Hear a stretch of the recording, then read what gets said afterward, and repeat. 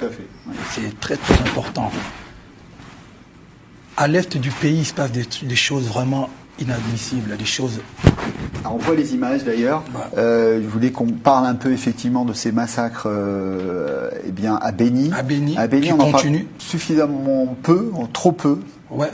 En fait, à Beni, aujourd'hui, pour nous qui sommes Congolais, on ne comprend rien parce qu'il y a tous les jours, il y a des massacres, il y a des familles qui sont divisées, il y a des enfants qui sont tués, des mamans qui sont violées. Et ça continue. Donc voilà, c'est des choses qu'il faut dénoncer.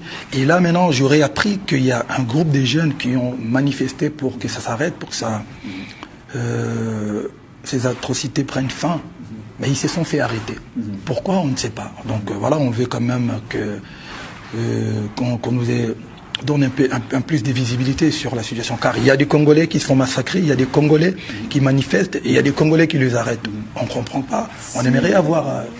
C'est important, effectivement, Fally, de parler de la situation à Beni, ce qu'on appelle maintenant le triangle de la mort, tellement il y a des massacres depuis maintenant plusieurs années, et un peu dans l'indifférence des médias internationaux. Donc c'était l'occasion quand même d'en parler et de solliciter les médias du monde, nord-américains et européens, pour parler de ces massacres au Congo. C'est très important.